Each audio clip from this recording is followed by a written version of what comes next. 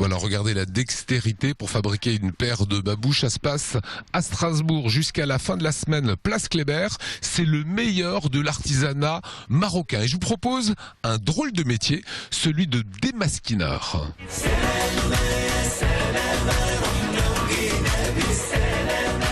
Regardez la précision du geste, Hicham. Et alors, j'ai dû le noter, hein, Hicham. Vous êtes damasquineur. C'est quoi un damasquineur? Alors, damasquineur, c'est la damasquinerie. On peut dire comme Damas, mais ça, c'est damé. Alors ça, c'est une spécialité de Meknes, c'est de l'incrustation de fils d'argent sur de l'acier. Alors, avant de savoir un produit final comme ça noir, ça passe dans 5 étapes. C'est vite fait. On départ sur une matière brute, on fait la forme de l'objet comme celui-là, voilà. Et après, on fait la limer avec la lime. Et après, c'est strié avec un couteau spécial pour avoir ces rainures-là.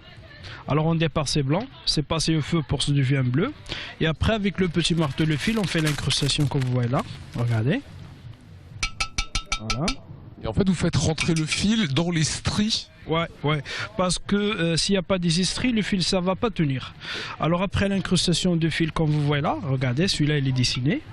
On le passe au feu une autre fois, on le chauffe. Le fil d'argent s'y ça entre dans les rainures. Et à force d'être pensé avec la gâte, c'est plati.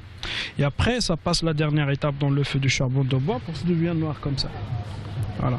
Alors l'argent reste comme il est blanc et le métal ça devient noir.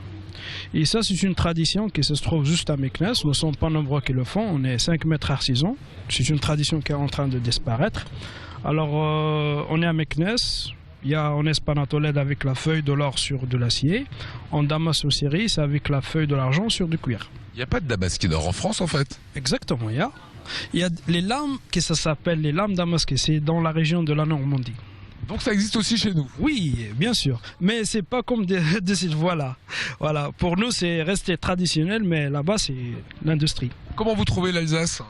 C'est pas la première fois, c'est la 4e fois. Vous êtes un habitué? Un petit peu. Elle fait froid. Voilà, c'est normal. Je vous laisse travailler. Merci beaucoup, Hicham. Merci à vous. Alors, on n'arrête pas le progrès même dans l'artisanat marocain. Présentez-nous ce tapis à nos pieds qui est un petit peu particulier.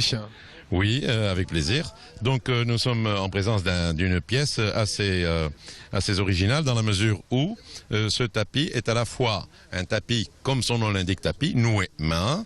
Donc ce sont des nœuds, c'est la partie haute de la laine que vous voyez. Donc c'est la partie nouée main.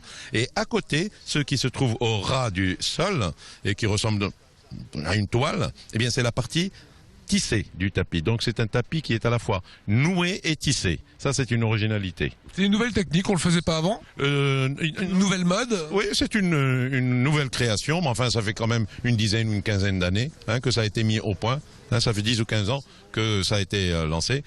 À côté de cela, en parlant d'originalité, vous avez le tapis double face aussi.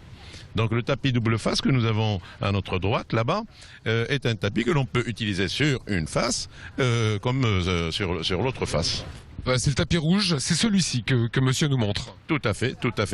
Alors ce sont des tapis pour information qui sont produits dans les montagnes de l'Atlas, exactement dans la région de Taznart, qui se trouve dans la région de Ouarzazate, qui est bien connue pour les essais